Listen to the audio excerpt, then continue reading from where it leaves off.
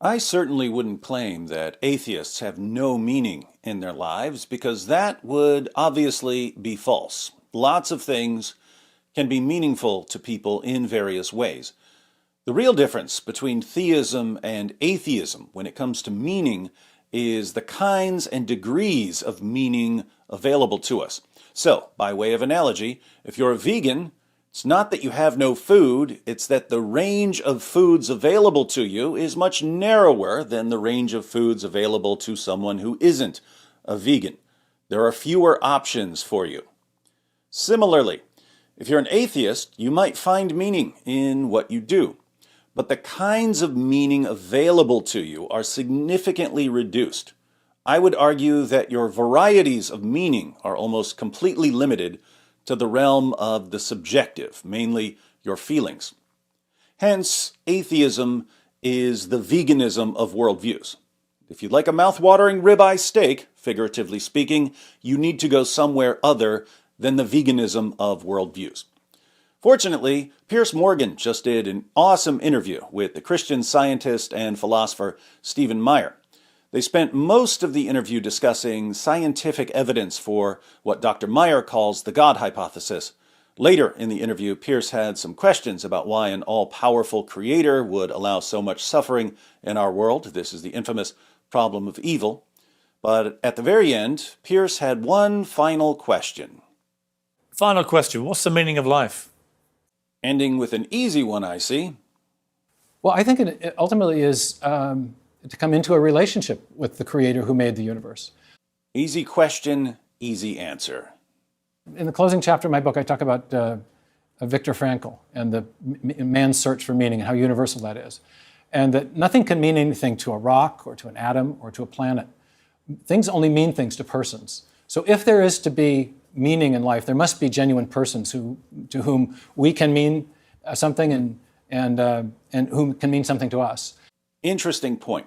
To even have the possibility of meaning, there must be persons. Nothing is meaningful to a rock. But watch this. And yet, we all die. And so I think if there is a God, it reopens that question of ultimate meaning. The French existentialists used to say of Sartre, without an infinite reference point, nothing finite has any lasting or enduring meaning. Right. For there to be meaning, there must be persons. But human persons are all going to die. Eventually, we'll all be dead. So, if we're the only persons, meaning will eventually die with us. Without an infinite reference point, there's no lasting meaning. But if there is an infinite reference point, and that infinite reference point is personal, that is to say, if the universe was created by a personal agent who wants to know us, then the possibility of enduring meaning is again on the table. Think about something that was meaningful to you at some point earlier in your life that just isn't meaningful to you anymore. I'll give you some examples. I grew up in several different places, mostly a trailer park in West Virginia. Back then, after school, we would build forts in the woods or shoot things with bows or rifles or play video games, first on the Atari 2600, which most of you are too young to have even heard of, and eventually on the original Nintendo, which was also before your time. And these things were incredibly meaningful to us when we were kids. I defeated Mike Tyson, one of the greatest boxers in history, numerous times on the video game Mike Tyson's Punch-Out! It's quite an accomplishment to defeat the heavyweight champion of the world in his prime. Take that, Jake Paul. I once won an archery competition. I remember being mad after the competition because they didn't give out any awards. It was just, you won, congratulations. He won, everyone. Not even a ribbon. I thought I should have gotten a ribbon for doing something as meaningful as winning an archery contest. One year, my friends and I built a 6-story fort. Then some other kids came along when we weren't there and tore it down. We later found one of those kids. He was dumb enough to walk through our trailer park after tearing down our fort. Let's just say he got punched in the face repeatedly, and when he ran, he dropped his backpack, and we threw his books all over the trailer park. Why? He destroyed our fort. We spent weeks building that thing. Now I look back at all of that and think, who cares about winning a video game? Who cares about winning an archery competition? I don't remember ever shooting a bow again after that. Who cares about the fort? Not me or any of us who built it. So, absolutely no one. These things that were so meaningful to us when we were kids, things that we were willing to fight over, just aren't as meaningful as we once thought. Eventually, everyone who was involved in any of those situations will be dead.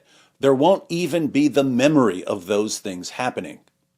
So whatever meaning there was, it was limited. It was temporary. The question is all meaning like that? Is all meaning going to fade away? Well, if there's an infinite reference point, if that infinite reference point is personal, then there's the possibility of lasting meaning. Yeah, I mean, I've had this conversation with Ricky Gervais. It's like, well, if you only believe that what happens in your existence here that's it, how sort of pointless, transitory and vacuous it must all be to you. Whereas if you believe in the concept of infinite life, albeit in a different way, that's great. Am I the only one who thought that Piers Morgan was about to do a Ricky Gervais impression? I don't know why I thought that. I've never seen Piers do an impression of anyone. But if he had done an impression of Ricky Gervais, and the impression was absolutely hilarious, would it have been ultimately pointless? According to Ricky, yes. According to Piers, no. That's the question that haunted me as a teenager. Is it? Yeah, it was, what's it going to matter in 100 years? No matter what I worked on, no matter what I achieved, no matter what goal I set, I thought I couldn't, what was the point? I thought the exact same thing when I was a teenager, but the realization affected me completely differently from the way it affected Stephen Meyer. I one time came across the quote from Bertrand Russell where he talks about all the great labors of the human race and the noonday, the brightness of human achievement. Noonday human achievement is destined for extinction in the vast death of the solar system. I wasn't much fun at parties as a teenager. So, teenaged Stephen Meyer found it depressing to think that everything he ever did would ultimately be meaningless. Teenaged David Wood found it exhilarating. Teenaged David Wood thought to himself, yes, everything I do is meaningless. But everything that everyone else can do to me is also meaningless. So I might as well do whatever I want, and who cares what the rest of you do in response? At a certain point in life, whether it's when you're very young or often when you're nearing the end, those sorts of questions percolate. Particularly, I think, when you get near the end. Yeah. When you're really questioning, am I right? Young people ask what the point is because they're looking forward. What's the point of everything I'm about to do in life? Old people ask what the point is because they're looking backward. What was the point of everything I just did in life? And looking forward, is there something still to come? Yeah. It just seems to me completely in the same way that when atheists can't explain what happened before the Big Bang, and when they can't say that, and when they say nothing happens when you die and stuff, that's where my belief in God gets massively increased. Here, Piers is just pointing out that atheists have trouble offering satisfying answers to some of the big questions. Yes, they do. It's one of the main reasons I think there must be a God, is that actually none of that would make sense, that we just started one day and there was this weird thing called nothing before there, which no one can really explain to me what that is. And at the end of it, it just ends, and then that's the end of that. Piers is making a good point here. If there's only meaning when there are persons, and if persons are this cosmic accident, this temporary blip of meaning in a sea of meaninglessness, then there's no meaning, followed by meaning suddenly popping into existence, followed by a return to meaninglessness for all eternity. But if there's an infinite reference point, then there's always been meaning, and there always will be meaning. So meaning isn't an anomaly.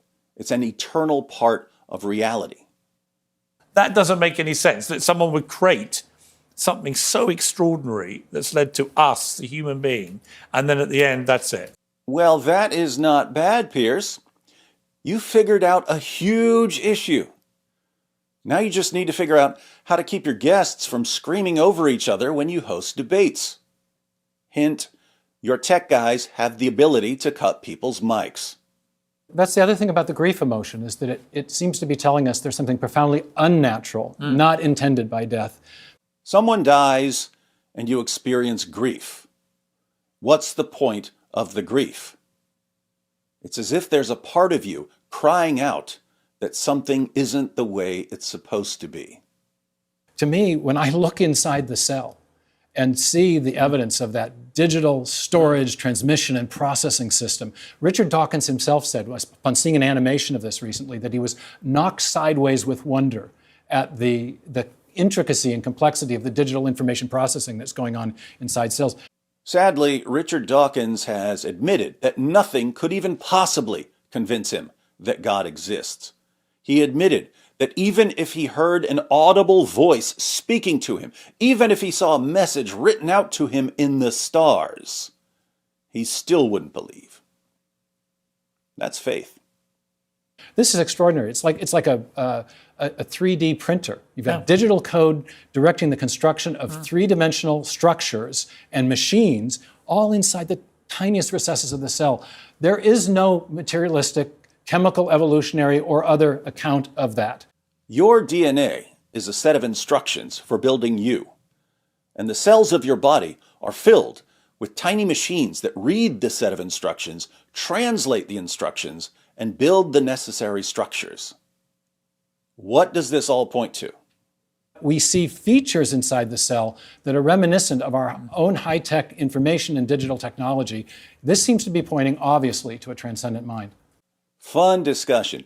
Putting it all together, human beings have this quest for meaning. But lasting meaning requires an infinite reference point. Science points to this infinite reference point. And so, one of the greatest human desires, ultimate meaning, lines up perfectly with one of the greatest human endeavors, scientific investigation. I don't recall ever believing in God when I was little. I think I was around 13 years old when I officially realized that I was an atheist. I was probably around 14 or 15 when I concluded that I only believed certain things were right or wrong because I'd been programmed by society. And I must have been around 16 or 17 when I concluded that everything is ultimately meaningless. I noticed that most other people found what they did meaningful. I regarded their belief in meaning as a kind of delusion, a crutch to help them get through life. As I said, as far as I was concerned, we might as well do whatever we feel like doing with the little bit of time we've got. So that's what I did. And I ended up in a couple of jails, a couple of mental hospitals, a few prisons. Going to jail would bother most people, and on a superficial level, I didn't want to be locked up. But on a deeper level, I just didn't care. What's the difference between, on the one hand, going to school, spending 40 years working, and then retiring, shriveling up, and waiting to die, and on the other hand, doing whatever you feel like doing, crushing anyone who gets in your way, and spending life in prisons and mental hospitals? Who cares? Better to burn out than to fade away. I was in jail when I met a Christian, the first Christian I ever met who put up a fight when I started arguing with him. He made me so mad that I began studying Christianity to show him that he was wrong. Along the way, I figured out some of what Stephen Meyer talked about in his interview with Piers Morgan. The evidence of design in nature caused me to doubt my atheism. I also studied the resurrection of Jesus, and before that I had no clue that all of the core claims surrounding the resurrection are grounded in history. All the evidence we have tells us that Jesus died by crucifixion. All the evidence we have tells us that he was alive again later. That looked like it might be a miracle. And combined with some of the other things I was studying, it made me think that I should at least say a prayer. And when I sat up from that prayer, the entire world looked different. Everything was instantly infused with meaning. I still had to spend several years in prison, but it was the best time of my life up until then. I knew God. I knew the one who created the universe. I was connected to the infinite reference point. Care to join me?